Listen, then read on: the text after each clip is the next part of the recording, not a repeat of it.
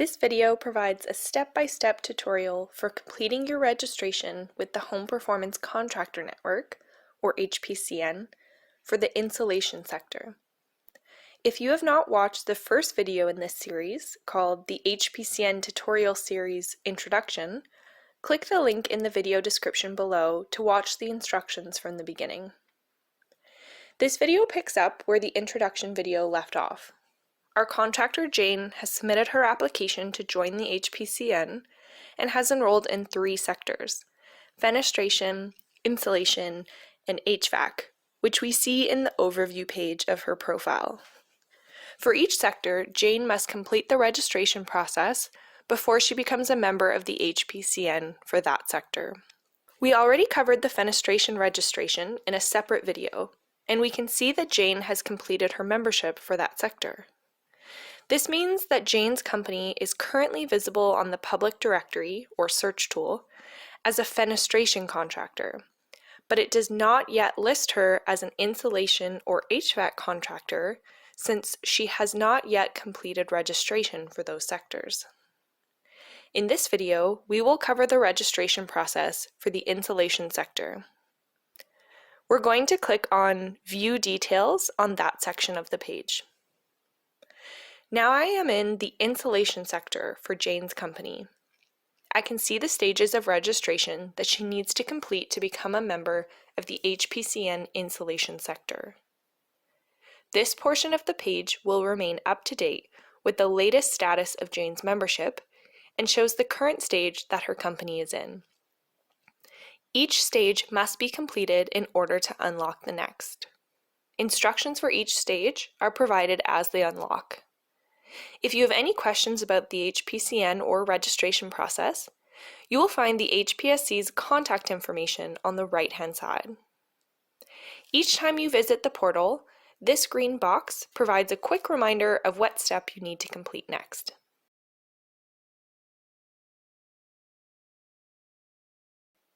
We can see that Stage 1 is already complete because we filled out our company information during the application stage. This will be the same for each sector that Jane has enrolled in. You can update this at any time by clicking View or Update Company Profile. Since Stage 1 is complete, it shows in dark gray. The current stage we're in shows up in blue, and if we scroll ahead, we see the locked stages in light gray.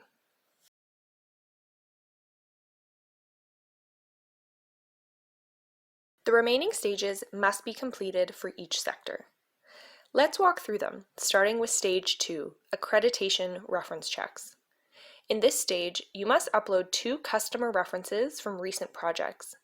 Read the instructions carefully, as there are requirements for these references. There are important privacy considerations that must be followed to share your customer's contact information, so we have provided a template that you may wish to use for documenting their consent. If you would like to use the template, simply click on the Download File button and you will be able to download it to your computer. Once you are ready to upload a reference, click the Add a Customer button and fill in the requested information. The HPSC will also work with program and industry partners to locate available history for the company as part of this reference check stage. On the right-hand side, I can now see that these references are in progress, meaning HPCN staff need to review them. Once they have reviewed a customer reference, they will mark the status either pass or fail. If there are any concerns with a customer or industry reference check, HPCN staff will contact you for follow-up. Once 2 reference checks have passed, you will receive an email notifying you that the next stage of registration has unlocked.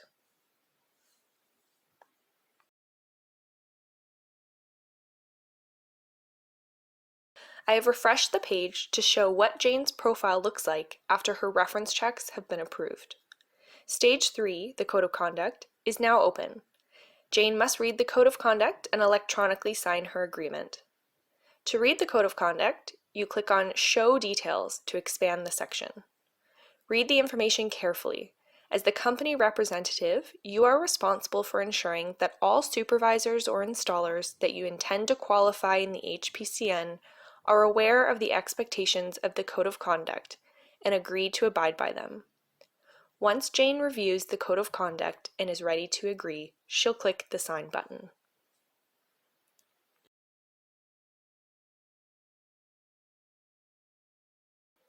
The next stage is Qualifications, Training, and Trade Designations.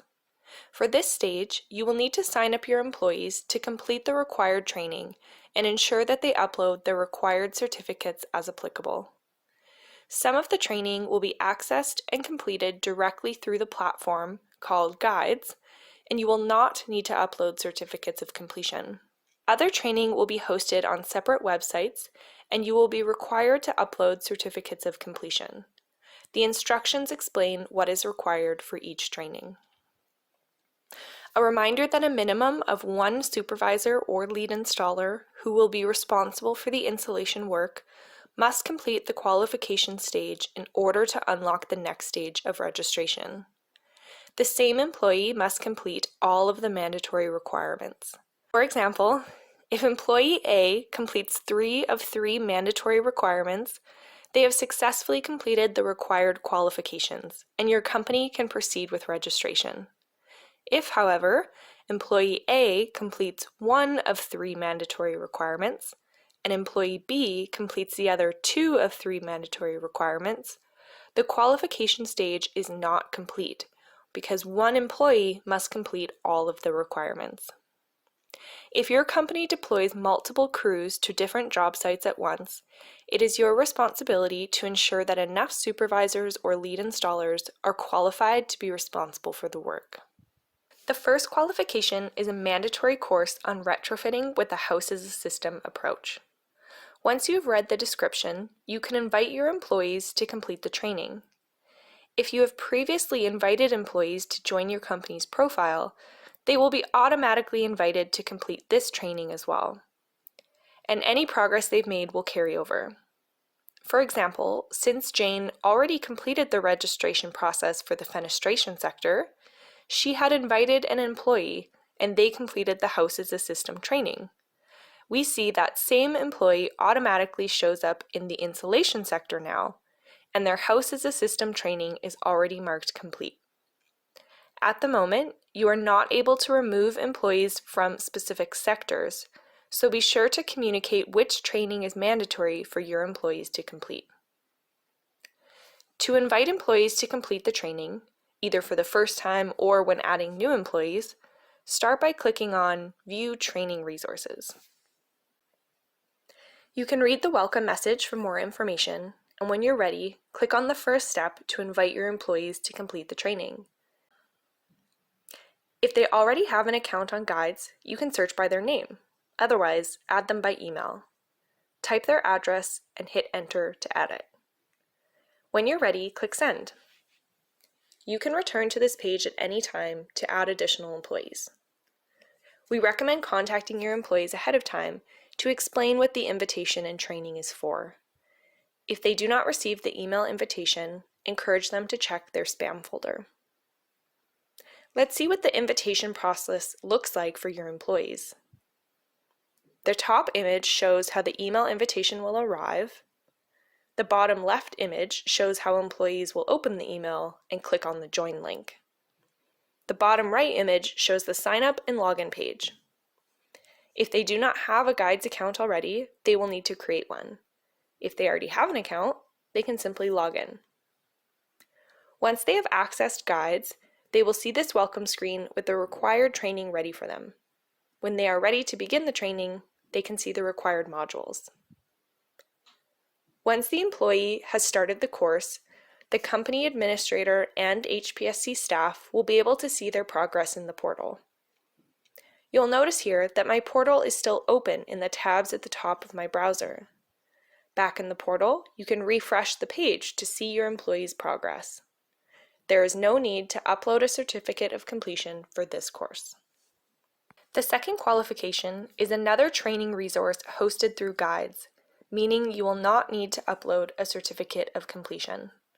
The course is a condensed version of training developed by the North American Insulation Manufacturers Association, or NAIMA, of Canada. To invite your employees to the course, follow the same steps that we just covered for the House as a System course.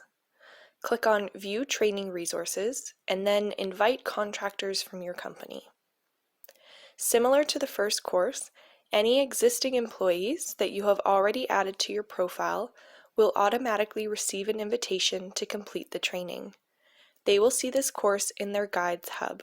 Here's an example of what that looks like. Back in the portal, you can see your employees' progress on this training. The final qualification is a comprehensive online course and is broken down into two parts. The first part requires your employees to visit an external website and register for the course. The instructions for this course include a discount code to access the training for free. Employees must complete the first 3 modules of the course, modules 0 to 2, as a minimum for them to become qualified in the HPCN. You will need to upload their certificate of completion for these modules. At this point, your company may continue registration, and if approved, your company can be displayed in the public directory. Your employees then have 6 months from the date they began the qualification stage to complete the remaining modules and upload the final certificate of completion. If employees do not complete the training within the required timeframe, your company's status will be paused and it will be temporarily removed from the public directory and ineligible for rebate programs until the training is complete. Once a minimum of 1 supervisor or lead installer has completed the first 3 of the mandatory qualifications, Stage 5 will unlock for you.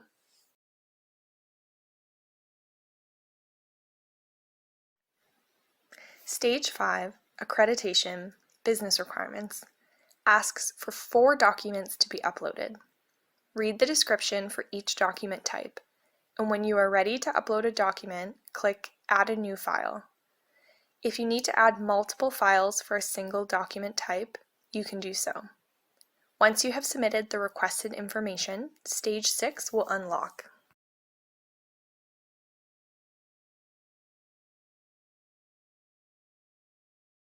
You are nearly finished at Stage 6.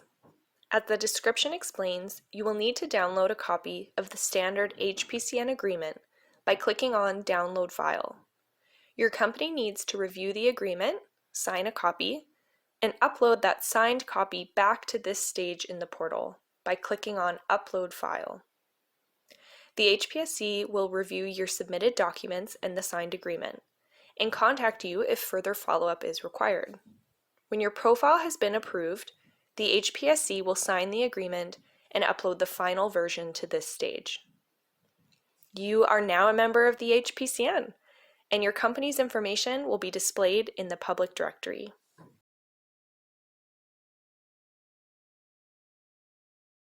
Stage 7 opens once you are a member of the HPCN. You can access marketing resources and other exclusive tools and resources through the HPCN channel, which is automatically added to your company's hub once you become a member. A reminder that once you become a member of the HPCN, your company and its employees are subject to the ongoing management protocols that you agreed to in the terms and conditions. You can review these anytime in the membership hub. As per the management protocols, if at any point your company's account becomes paused or dismissed, those changes will be reflected here in the portal, and your company would no longer be displayed in the search tool.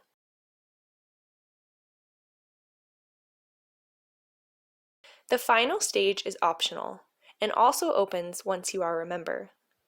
This is where you can request reimbursements for training subsidies. Follow the instructions in the description to complete your request. There is a template that you must download and fill out as part of the request. You are also required to upload proof that your company paid for the training. Finally, you will need to provide proof that the employees in the reimbursement request were on your payroll at the time of their training. You can return to this stage at any time to add additional reimbursement requests. We can see that the reimbursement request is in progress. Once the HPSC has reviewed the request, the status will change to reviewed. If there are any issues or questions with the request, the HPSC will contact you to resolve them. If everything is in order and there is available funding, the request will be approved. You can see when the electronic funds transfer is initiated, and after payment is confirmed, the reimbursement will be marked complete.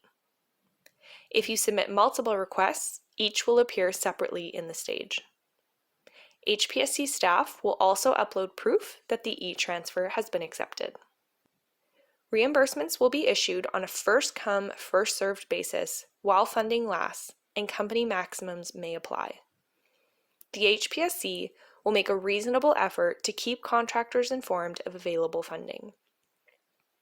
If you have any questions or concerns about available funding, you can contact us at info@homeperformance.ca, and we'll include that email address in the video description below. More information on the public directory will be shared in a future video. For now, that's what you need to know for applying to the HPCN and registering to become a member. Thank you for watching, and we look forward to seeing your application soon.